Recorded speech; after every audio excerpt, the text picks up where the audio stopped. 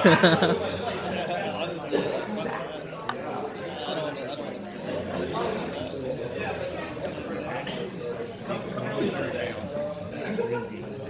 let's get started.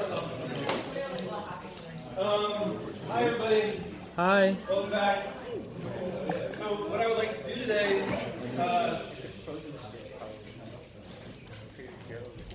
today, is spend a little bit more time on Chord because I kind of ran out of time last time a little fast. I want to go a little slower because I want us to all be confident with it. It might be something, we can talk about it in an exam or something like that. So I also want to talk about something that I didn't get a chance to talk about at all on Monday, which is how does this thing tolerate fault? Right? We said from the beginning there's going to be all this churn. And we were like, oh, okay, well, we don't want the churn to make us go slow. We looked at ways in which we could be tolerant to churn, in particular using consistent hashing, right? So we don't have to move around a lot of stuff in topology of the network case. But that just says, okay, well, if things go wrong, how do I make sure I don't go slow? But if things go wrong, how do I make sure that I do correct things? How do I make sure that people can actually find the data if nodes are coming and going? How do I know that, for example, the ring isn't going to break down into 2 rings or something like that, and somebody's looking over here for something that's over here? We need to talk a little bit about what's called sort of stabilization as nodes come and go. How does the protocol maintain the structure so that it isn't just fast? Like it's great that it's fast, but it's easy to be fast if you're just wrong, right? So we like to be fast and good. I want to spend a little bit of time talking about that, spend a little bit more time talking about finger tables and how we achieve that, and then hopefully I'll only spend like a third of today on that, and then I can begin on a big and important subject that will span about a week of lectures, parallel, which is sort of the subject of, again, squarely in the theme of using lots of computers to make stuff go fast, right? The scalability and scale-up. Looking at a particular class of systems that go fast using a lot of computers, so-called data parallel programming frameworks. So we're going to look at things like MapReduce, and later, probably not until next week, we're going to look at things like parallel databases. Turns out MapReduce and parallel databases from 30,000 feet are kind of exactly the same thing. But the high-level idea, this is kind of in Lindsay's wheelhouse as much as it is in mine, is that I hope for the first 3 modules of this class I'll convince you that general-purpose distributed systems are extremely hard to program, right? Because of all the uncertainty. Because of uncertainty about ordering, because of uncertainty about what can go wrong. And as a consequence, we need to program very defensively. We need to layer onto our distributed systems all these protocols that control maybe the order in which messages can be delivered, that control atomic commitment of multiple things in multiple places and tolerate partial failure, that manage replication so that we can tolerate the loss of service and so on and so forth, right? So if you wanted to write a program that used a lot of computers, you would have a pretty bad time because you would kind of have to resolve all of those really hard problems. Turns out it's hard to reuse existing solutions. And the insight behind things like MapReduce and SQL is, well, what if you're not trying to do general purpose computation? What if there's some restrictions on the types of problems that you're trying to solve? Can we come up with restrictions on the way in which you can pose a problem to a large group of computers in such a way that it makes it easier to solve these problems? Right? So what if I tied one of the hands of the programmer behind their back and said, there's all these things that you're no longer allowed to say? And so here's the things you can say. Can I come up with a language that is it's not a language so much as, can I come up with a programming model that is expressive enough to write a lot of the programs that people want to write and go fast on lots of machines, but inexpressive enough that we can kind of solve some of these problems related to consistency and fault tolerance inside the framework and hide them from the program? Right? Because that's what you would like. A programmer would like to be able to write programs that run on lots of computers without thinking about the fact that they're running on lots of computers. Right? That was kind of our gold standard for consistency in this class. I want to be able to operate under the illusion that the distributed system isn't distributed, because then it's easy to program. So the question is, are there languages or programming models that are big enough to solve the problems that people care about, and small enough to be able to sort of delegate responsibility for being fault tolerant, for being consistent, and for being fast to an infrastructure that can just guarantee those problems? There's 2 big answers to that question that have become really successful. One was really successful earlier, and one was really successful relatively later. One is a programming model called MapReduce, created by Google, and which you may have heard of in its open source version as Hadoop. You may have heard somebody say something like, how is this better than Hadoop about something on Hacker News or something like that? Because Hadoop is this immensely popular data parallel processing system that uses a restricted programming model, and in exchange for making it maybe a little bit harder for the programmer to say what they want to say, what they get in exchange for that is their program is guaranteed to finish, even if machines are crashing all along the way. It's guaranteed to complete the deterministic and correct result, and it's guaranteed to do it pretty damn fast, even if some of those computers are slow. So that's pretty amazing. And similarly, parallel databases. If you write down your problem as a query, we can figure out ways to break up that query and run it on lots of computers fast and then combine the results in ways that you don't need to talk about breaking the problem up into pieces, running it, fixing it on pieces, and combining the results. And you don't need to talk about replicating the data and so on and so forth. Okay? But this is a really important thing for this class, because these are systems that really deliver on what we were promised, right? That if you use lots of computers, you can sometimes go faster, without all the caveats about you have to code really carefully. Does that make sense? It seems weird, like why would you reach for a less expressive language? And the answer very often is a language that allows you to say fewer things, maybe it's easier to reason about. You can prove more things about that language. And you can guarantee more things in that language. Okay, but before we get to that stuff, let's talk about Chord.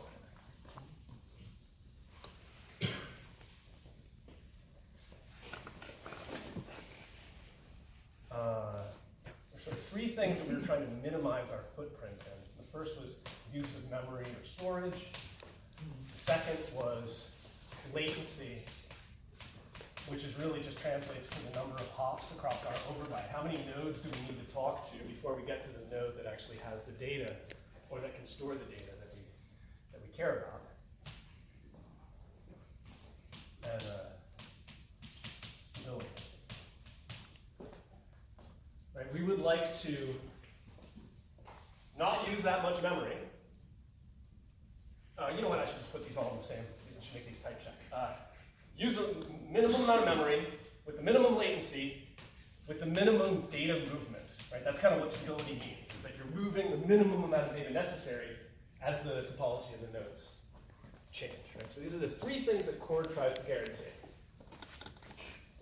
So you want to remind me about, for each of them, how Chord achieves this and what it actually achieves? So let's take latency, for example. What can Chord guarantee for me about how many hops it's going to take to get to my destination in terms of the number of nodes in the network?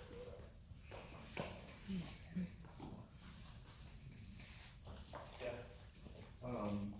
Each of the servers can point you at a logarithmically decreasing number of servers that eventually gets you to the successor of the node you're looking for. Yeah, exactly. So I mean, you know, in some sense, I can pare away some of what you said and just say, what Chord is going to guarantee me is that the number of hops to get to something is going to be logarithmic in the number of nodes, which is nuts, because it means we can just sort of keep adding nodes to infinity, and we keep paying less and less the bigger the network gets. Right? Could we have done better than this? We totally could have, because we could have just hashed, right? And we would have gotten constant time, no matter how many nodes. We could go to infinity many nodes, and it still takes a millisecond. Unfortunately, if we chose this, we would have to sacrifice on some of the others, right? Because it's a zero-sum game here. So yeah, you're absolutely right. We got this via, essentially, binary search. And the reason is that every node knows how to jump in doubling increments across the space of the world, right? Which means that if I know I want to look up a key that logically belongs, like, in this region, all I need to do is say, jump to a place in the circle that is the furthest place in the circle that's before it. Jump here, if there's a node here, and there is, because it's in my finger table. And then whoever the successor of this node is on the circle is going to be the thing that holds that data item. Which means that I can sort of throw myself at least halfway where I'm going at any given time. And now from here, sorry, it doesn't mean it's a successor. It means it's a transitive successor of this, which means either it's my immediate successor, or I can sling myself halfway over again, right? And obviously I wouldn't sling myself that far. Anywhere short of it is fine. Make sense? So each time I take a hop, I know that I've cut the number of hops I need to do in half, which means I'll get there in log. Make sense? Good. Okay, what about memory? How did we solve the memory problem? And what do we want? What would we like from memory? How much memory would we like to use as the number of nodes approaches infinity? Cool, if it was constant. It would be dope if it was constant. And it could be constant, right? Because what we could do is, instead of doing this whole finger table nonsense, we could just remember our successor. And that's actually fun. Because if everybody knows their successor, look, it's that away, right? The key you're looking for is that way. And you'll know if you passed it, right? So you can just kind of route, like, okay, I guess this is fine. So like, hey, look, I got constant storage, but unfortunately I don't get to have that logarithmic thing. Now I'm linear in my lookups, right? Okay, so zero-sum game. So if you use the table since it's linear, it's n plus log n memory? Say again? Is it like constant plus log n memory? Because you have to look up tables or log n inside? Right, but I mean constant plus log n is just log n, yeah? Or you constant. But yeah, if we're doing big O, right? But you know, sure, yeah, there's some memory that you just got to use. Like everybody knows their successor and their successor, successor, and their successor, successor, successor, maybe. And then, and this is kind of the answer to my other question, how did we solve the memory issue? Well, look, you only stored log n entries in your damn finger table because these are all powers of 2 away from me. So in some sense, by populating a data structure that made it easy to do binary search, I got logarithmic memory usage kind of for free. Right? So that was cool. So finger table is how I got that. It's like I just don't remember. Like, I mean, just say so. Like, if I had to remember who all the other nodes were, I would use order of n memory. By only remembering log n, I only use log n memory. That's fine. Okay. And then, how did we minimize data movement? The consistent hashing, and this is the intuition that I wanted you to take away from this, I'm just going to reiterate it because it's important, is that consistent hashing works because data items, let's make them triangles, and nodes, let's make them rectangles, hash into the same space. So I have all these nodes and all these data items all over the place. There's these data items that go with this node. There's these data items that go with this other node. There's millions of them, right? In the event that I take this node away, I only need to move the data items for which this node was the successor. So everyone who falls on the interval on this unit circle between the last node and this one now needs to be mastered at this node. So what we've done is we've localized to a region of that circle the flux that needs to happen in the event of a change. In fact, we've localized to the region of the circle where the change happened, the movement. Only things that were near the change need to be moved. Right? Another way of looking at it is if we're hashing, right? If we're doing hash h of x mod n, where n is the number of buckets, if we change n, everything is near everything. And so everything moves. Yeah? Okay. Good. Do people understand the contents of the finger table, or did I go too fast last time? Let me just really quickly do it, right? So it's going to be like, let's imagine that this is the power 2 to the I, so this is I, it's like 0, 1, 2, 3, 4, whatever. And this is like the value of taking 2 to the I and adding 1 to it. And then, 1, 3, I don't know. The point is, what we're going to index into here is going to be the IP address, or some way to actually address a node of the successor of the value that is 2 to the I. Right? So this will imagine we computed it. It's like there is this value 156, which is some distance away from me, and then here's like 10.0.0.1. And what this means that this is here is to say, if you were looking for a key whose logical position on the circle was 156, the successor of that position on the circle is this node 10.0.0.1. Okay? Because what you need is a mapping from logical numbers to physical locations that are closest to them. Yeah? How do you know how big I have to be? Well, I mean, I should be log n. Right? Oh, Yeah, so I is like k, where we're like, remember this is like 2 to the k or something. Or no, this is, mod, whatever, it's mod 2 to the k, right? So, we have to do modular arithmetic or this wouldn't be a circle, it would be a line, right? So whatever that k was, that's going to be the maximum value of I. You have to go up to the k. Questions? Okay, let's talk about fault tolerance and stuff like that. I guess first question is, so there's this ring, and it's got some nodes on it. I don't know. Let's forget about data for a minute. And so I'm this node. I'm client Clarissa, right? And I would like to be part of this overlay network, please. I would like to participate in the storing of data and the fetching of data and things like that. Remember that in Nutella, the way you sort of got involved was you had to like name one other node. And then you just kind of became that node's peer. So in some sense, if there was a network, if you knew about one of them, you knew about this one, X. Hey, guess what, Clarissa? You're attached to X. And then over the fullness of time, you might get attached to other nodes too. You start out as this, in some sense, your place in the network has to do with the node that you happen to know the name of. And this could have weird skew effects too. If everybody knows the name X, X is going to be like this hub, right? That's fine. So how do you think this is going to work in Chord? So Clarissa wants to join the Chord network. What does she do? Yeah. In fact, let's forget about joining real quick. Let's recap from last time. She wants to look up this value, foo. Let's say foo is stored at this server. Okay? So how does Clarissa look up foo? Figure out what its value is. Well, she, just like in Nutella, she has to know at least one of the nodes, but it doesn't really matter which one. So she would like connect to a node. Fine. Now what? Yeah, so she'd say, okay, well, I'm going to say what's h of foo mod 2 to the k, right? And that's going to give me some logical location on the unit circle, which is actually exactly here. Right? So I know I want to be in that logical place. That's cool. So that's, whatever, let's say 156. Okay, now what do I do? So I'm connected to this node, Bob. Now what? So I know I want to be at 156. Look on the finger table for the value right before 156.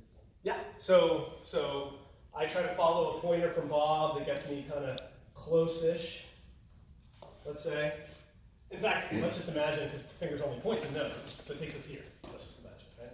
And I say, well, okay, I'm lower than foo, but do I have anybody in my finger table that's less than foo, right? And if I do, I'll take a jump. But I don't.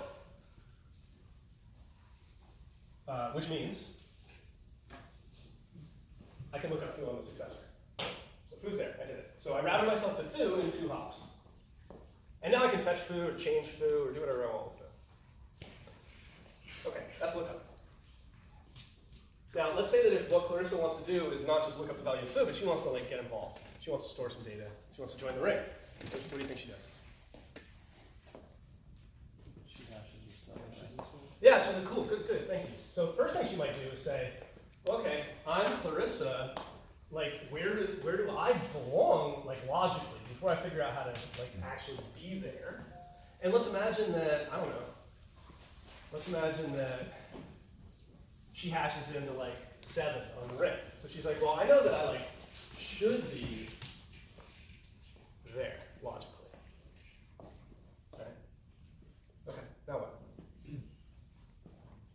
Find out all the data values that are less than where you belong. And after the freeze out.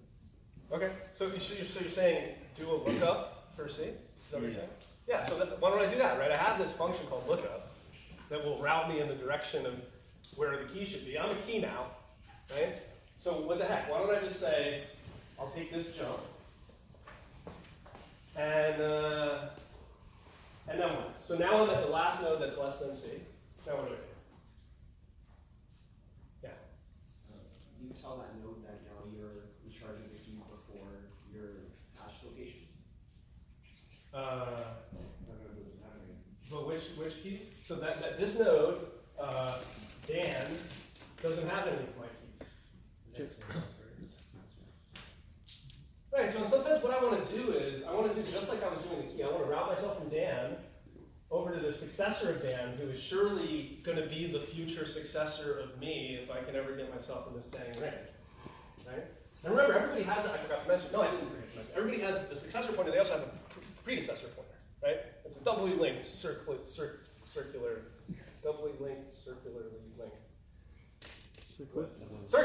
doubly linked list. Yeah. Right, so I have a predecessor pointer too, right? So think about it. It's very akin to splicing and linked list stuff, right? It's like, well, okay, so I can contact this guy and I can say, hey, who's your predecessor? Well, I know what he's going to say. His predecessor's Dave. Right, so this is Evan, okay? So Clarissa could say to Evan, hey, I'm Clarissa. You know, my number is 7. So Evan's out here at 15, right? Say, you know, I should really be your predecessor. But we're going to have to be kind of careful about the order in which we do these things, right? Because we need it to be a ring. In particular, we need it to be the case that even if the finger tables fail because of churn, because they're asynchronously updated, we need it to be the case that we can always route where we're going by saying it's that away, right? Which is going to be super problematic if we get into a situation in which the ring is like temporarily broken, right? So like we have a ring like this, and then this person's like, oh, there's this new person, cool.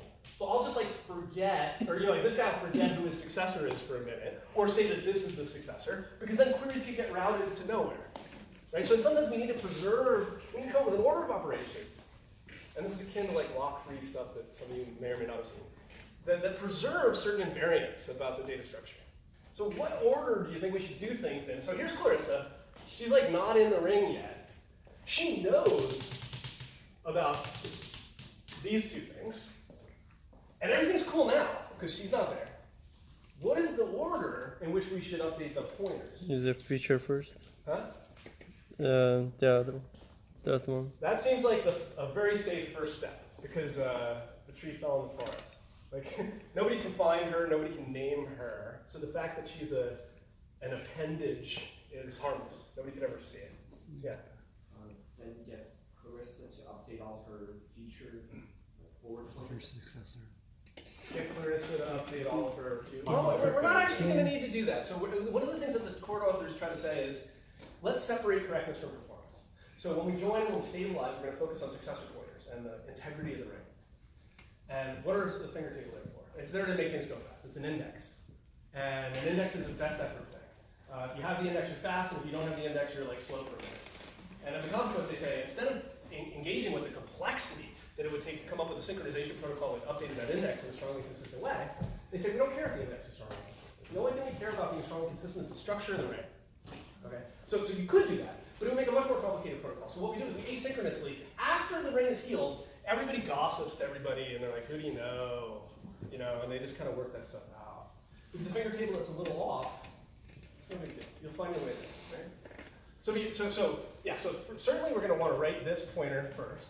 Then E's predecessor pointer to see D's successors.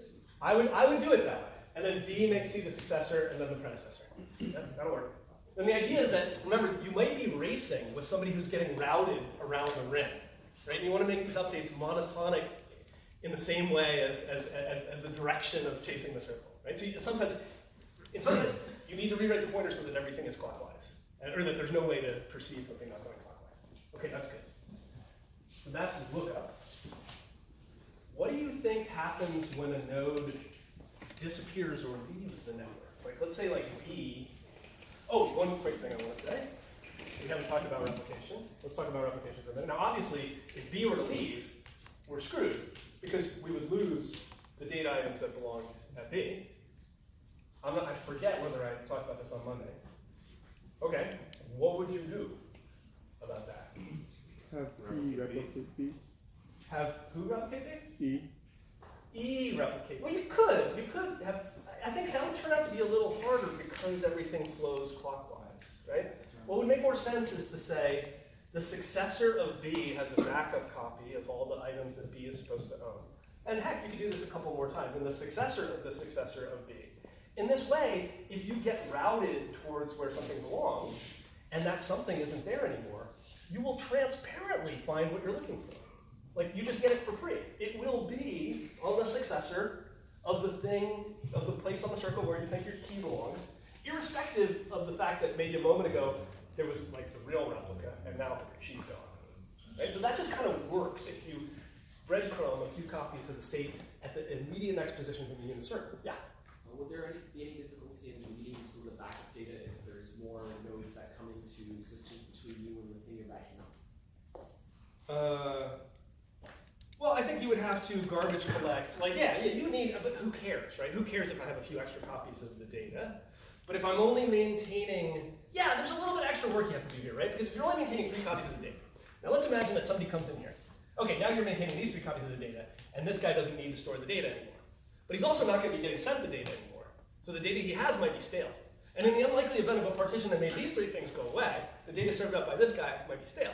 So you might want to write a protocol that somewhat more aggressively, in the event that this happens and data is over-replicated, deletes the data, so that because otherwise somebody could serve up some stale data. That's an interesting point that I hadn't thought of.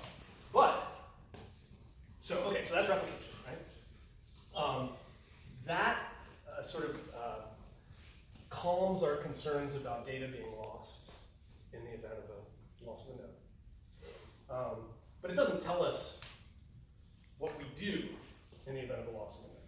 So let's say that this node goes away. Now remember, E thinks that its successor is a node that doesn't exist.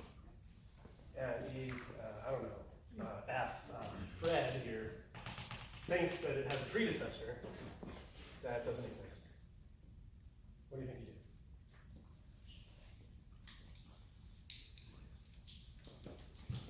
So E has a finger table and can look up the successor to its successor position on the finger table. Unless you just store successor, that's some You typically plan. do that for 25 But, I mean, there will be some point where like all of those could go down. So at some point you need to be able to repair, like you've lost track of all your immediate like successor pointers. Right. So look up something in your finger table Okay. and say, So let's say I've done something, and so yeah, I figured out that I don't know, I can talk to F. So what do I do? so you can ask F, hey, what's your predecessor? Good. F might Yeah, that's know. exactly what you would do, right? You'd be like, who do you think is behind you? Right. And if F is like B and she's totally up, then something funny is happening. We might want to time out and try again, right? But if F is like B and I haven't heard from her in like, I don't know, right? Then F is your successor. and you're F's predecessor. Yeah. Yeah. So that's basically what you do. If you can't hear from somebody, you talk to the person after them, and you ask them if they've heard from them, and then you swap pointers. Okay? That makes sense. Okay. And then much like in quorum systems, in addition to these sort of critical path operations that we do when we detected something in particular going wrong, we also have these periodic operations that we always have to do. This is the idea of what's called stabilization. So like every, I don't know, 100 milliseconds, nodes perform what's called a stabilization protocol, where they check whether the integrity of the circle is as they expect it to be. Now, why would you be concerned about that? Well, because we can have a situation, we can have all kinds of circular situations. Like, what if a bunch of people know about E? We could end up with this world in which there's all these new nodes who are all the children of E. Like, that's fine. Now we have a repaired circle. We have a circle. And E is the successor of D on our circle. But now there's all these other nodes, X, Y, and Z, for whom E is their successor too. Because they just called join. Nobody's ever going to be able to, we're never going to be able to use these nodes, right, to store data. Because they're not in memory. You can't route to them. And it can get worse than this, right? Because somebody could now hear about Z, and now Q is the predecessor of Z, which is the predecessor of E, and then R is the predecessor of Q. We could just create all these linked lists that are just dangling off the edges of this circle. Now, there's nothing wrong with that because it's a circle, so we can still route. But it means that all those nodes that were added to the overlay are not participating in the overlay. They're not doing it good. So what Stabilize needs to fix that. How do you think it does? If we want an operation that if we just keep periodically running an algorithm on all the nodes, this will eventually look like a circle. Yeah. I don't know, this might be stupid or off topic, but maybe blockchain? Well, so there's no such thing as a stupid question, but that's definitely an off topic. No, Answer. I mean, picking longest chains to add to the ring. Yeah, so here's the thing. In a world in which I had no way to compare the chain is a perfectly good way of comparing two chains and saying that one dominates the other. I have a chain of length 7 and a chain of length 2, and 7 is bigger than 2, I don't know, sure. But in this one, we have richer information than that, right? We have the identities of nodes. Right? We know in an ideal world where all those nodes should be on the damn server. Right? And so we don't need to pick some arbitrary tiebreaker. Real quick for the finger table, if say for the finger table, there's no node that maps to 2 to the 3. No, there almost never will be, right? Because there's so many numbers in this space. So it is the successor of that. Okay. Right? So yeah, so there's nothing that maps to 2 to 3 or whatever. So whatever node is the first one after that point on the unit circle is the one that has the IP address. Because obviously we can't route to something that doesn't have an address. Great, that's a great question. So yeah, what do you think? What do you think? Is there some protocol we could rub on this?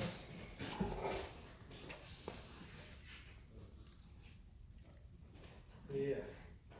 So isn't it the case that E knows about all these nodes? E knows about all these nodes because E has a predecessor. Well, no, it doesn't know about all the nodes, but it knows about Y and Z. the and ones that say I'm E's. it knows about its immediate predecessors and maybe second degree predecessors. Yeah, maybe, but like all of these nodes hash to a position on the circle. Yeah, you were actually outside when I said that, but that's exactly right. So like we have rich information, so we can break the tie. Like we don't need to pick an arbitrary way to break the tie. There's a right answer. The question is whether we can write a protocol that obtains the right answer. And your intuition is right. That like if E knows its predecessors, like there's enough information in these pointers to come up with a stabilization algorithm. I'm just asking you to invent it. But I'll tell you otherwise. Pick any one node that's hanging out and join it using the previous protocol where we adjust the pointers, making D point to the new successor, make that new successor point to E, and so that it has joined the ring. And then, so say that's X. Mm-hmm. Then you still have Y and Z's hanging out in nodes, right? Do it again. Yeah, so this is basically what it's going to look like. It's every step of stabilization is going to like unfold a kink in this thing. Right? So the basic idea, let me see if I can write it down. It's been a while. Let's see. Periodically,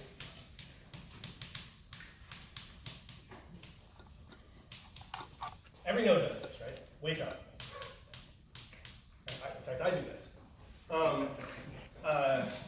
Ask your successor for her predecessor. Me? Great.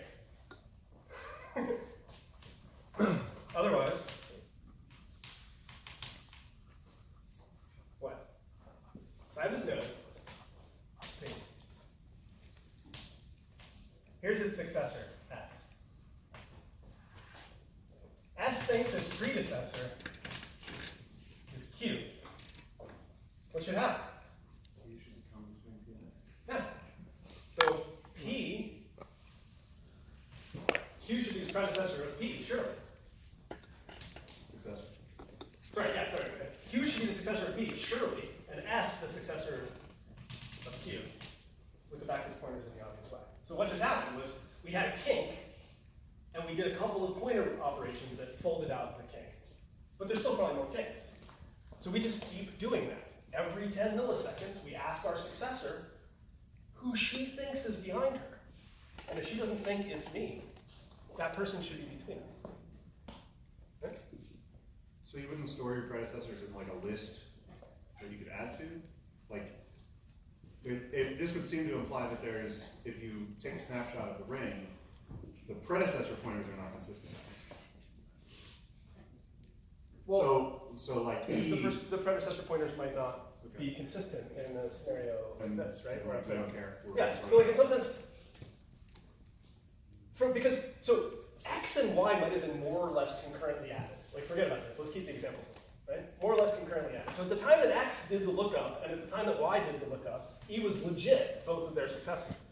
Because neither of them was in the ring, right? But you know, Y should have been X's successor. So in some sense, fundamentally, join could leave predecessor pointers incorrect because of concurrent join operations. Yeah. Then X is responsible for Y after that. X is, what do you mean by responsible? Well, if X gets added No, because I don't know what you mean by responsible, but the order of these things does not reflect the order in which they were added. It reflects their position on the unit circle in terms of hashing their name. Right? So if X comes before Y, X will always come before Y, irrespective of the order in which they join the network. Yeah. So I might be a bit confused here, but for the scenario with the diagram with P, S, and Q, if S and Q happen to be the only two nodes on an already existing ring, would P ever join that ring? If S and Q were the only nodes on a ring, So okay, S- it would look like this, right? S would be Q's successor, and Q would be S's successor, right? And if P wanted to join the ring, P's ID says it either belongs here or here, right? Well, just in a scenario where P is trying to resolve that issue where it thinks that S is the successor already. I mean, I'm not sure if that's ever. Well, so like, oh, you're saying like, let's imagine, we don't know if it's possible, but let's imagine that due to some concurrent join lead, blah, blah, blah, we're gonna talk about, there's a bunch of weird shit that can happen in Chord, right? What if like P thinks that S is its successor, but S thinks that Q is its successor and Q thinks that S is its successor, what will happen? Well, let's see, P wakes up and it asks S what its predecessor is, and S says it's Q. So P both decides that its successor is Q. Okay. And then, eventually, Q will wake up and ask S who its predecessor is, and it'll say Q. Let's see.